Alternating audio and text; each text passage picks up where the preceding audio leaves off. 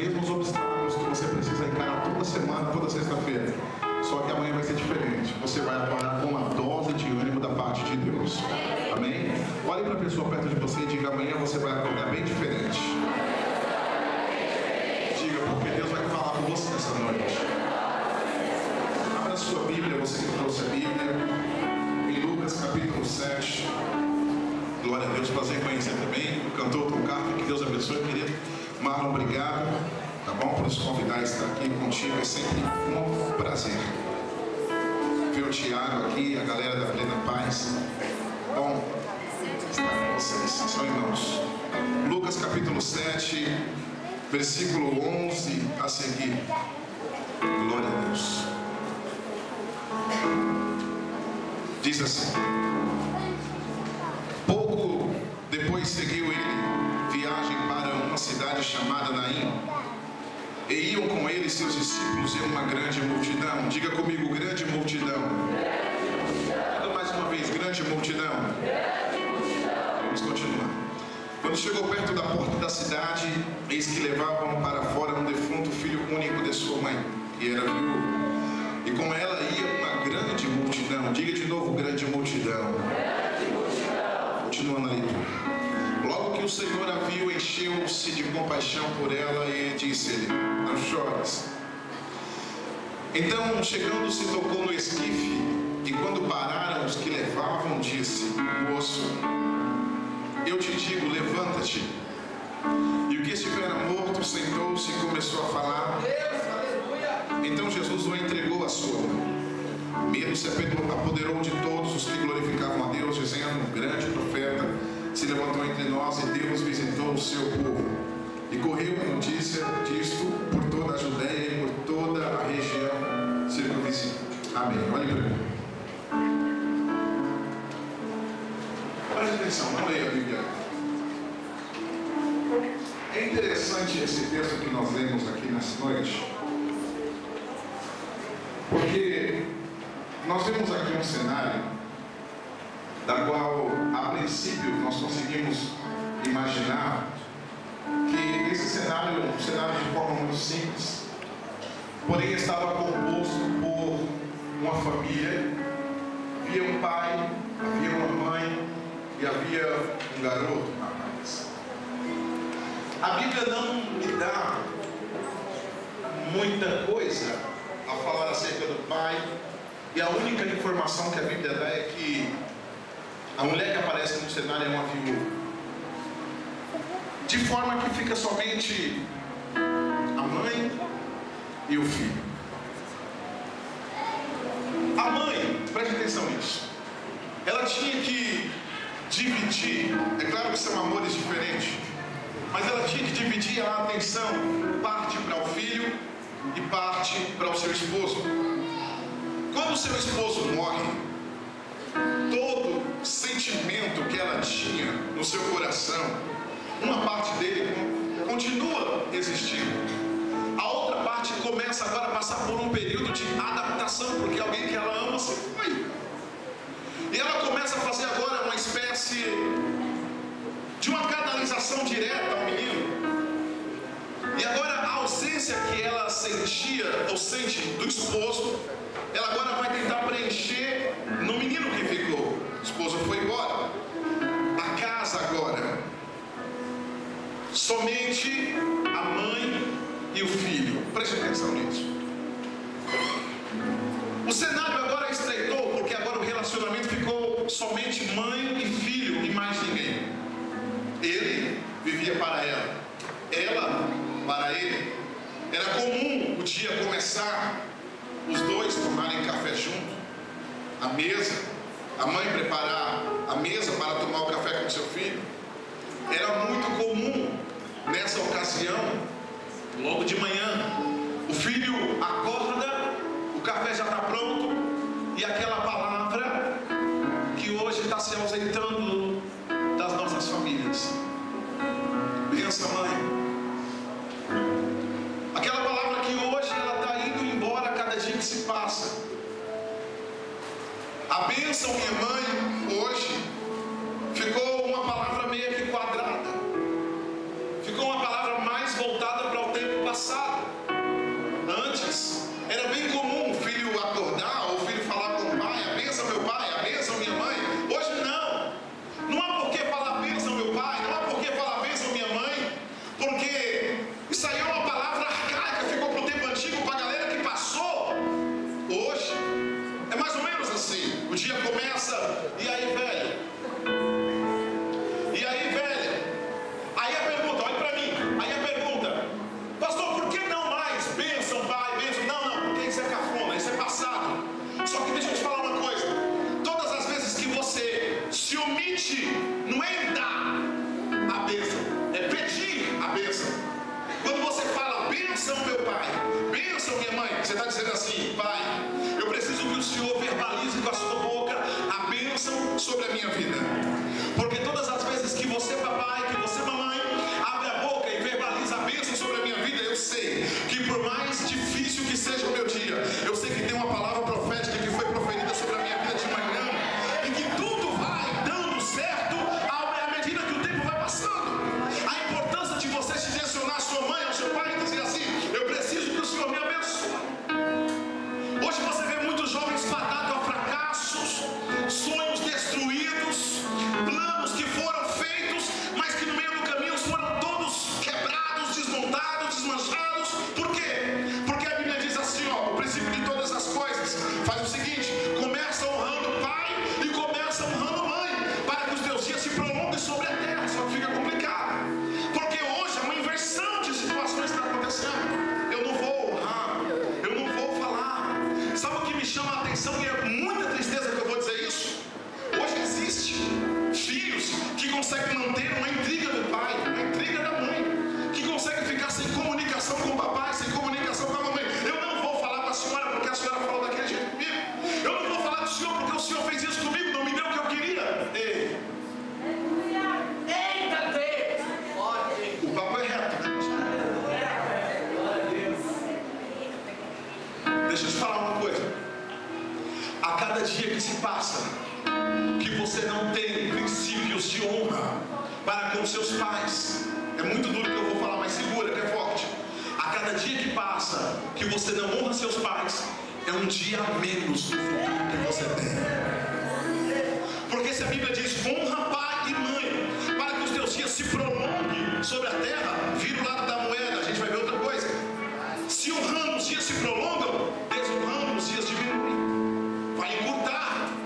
Quer ter vida longa? Honra mais papai, honra mais mamãe.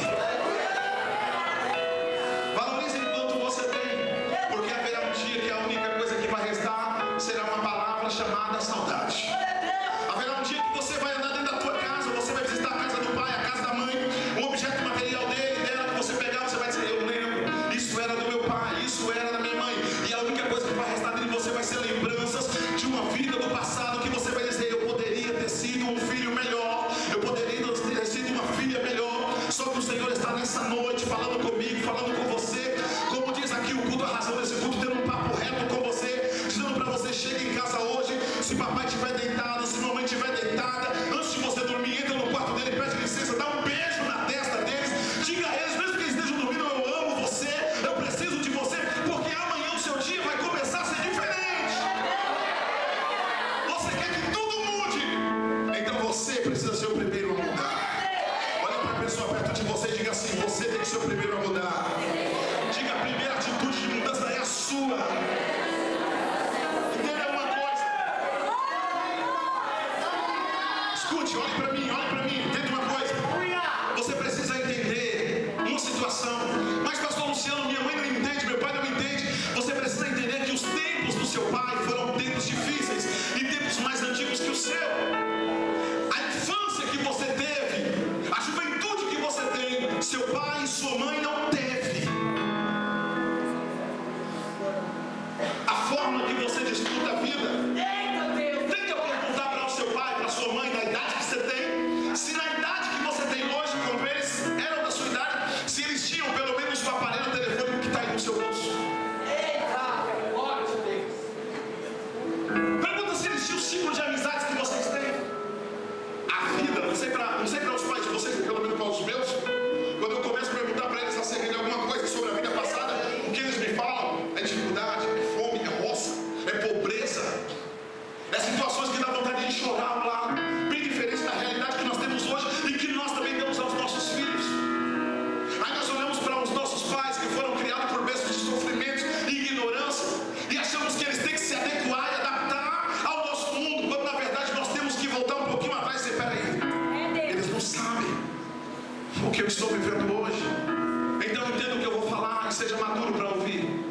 tenha só um pouquinho de paciência com a incompreensão do mundo moderno para com seus pais.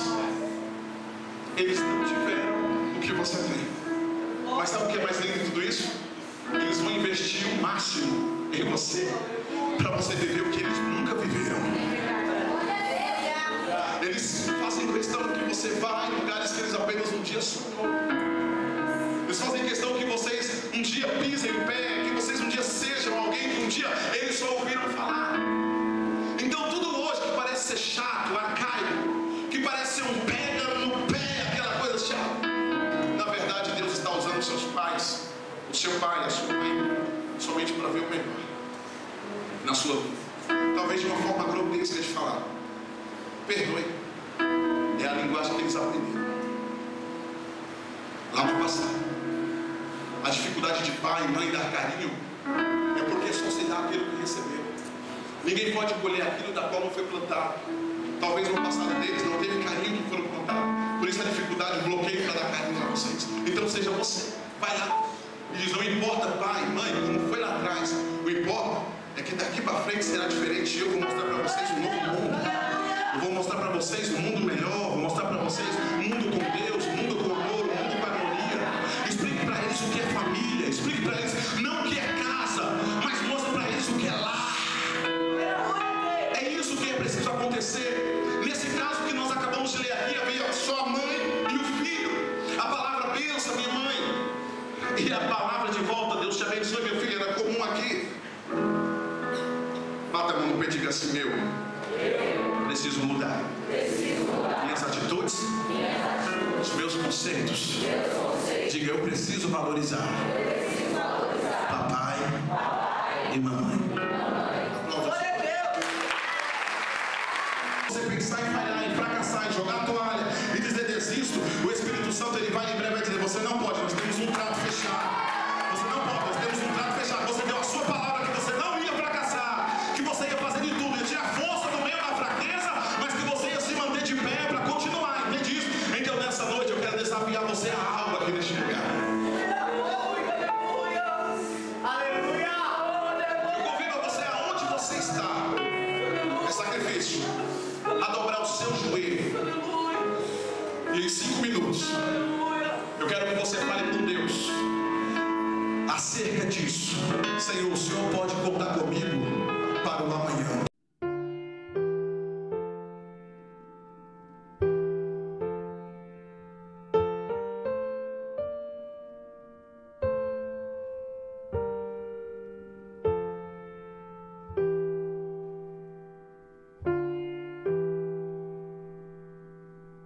Flores de maio, sol de verão, a primavera está chegando, é o fim da solidão.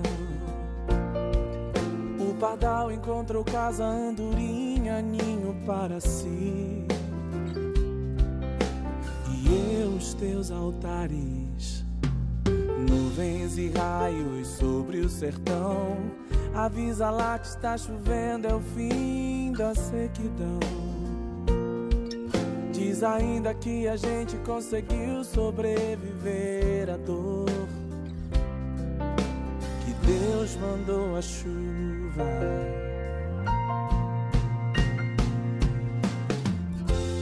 Primavera e verão, no outono, inverno, então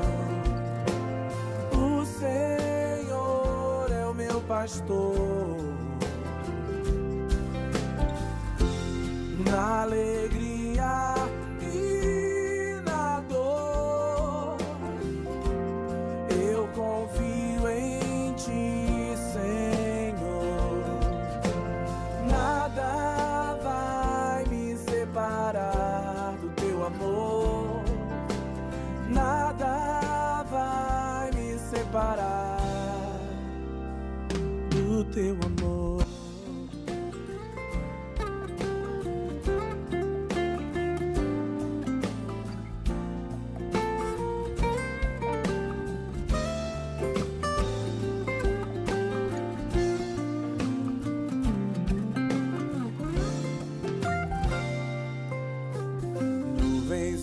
raios sobre o sertão.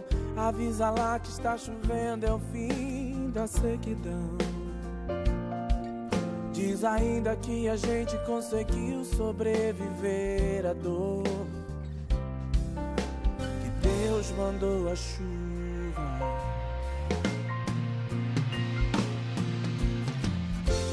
Primavera e verão, no outono ou inverno, então o Senhor é o meu pastor. Na alegria e na dor, eu confio em Ti, Senhor.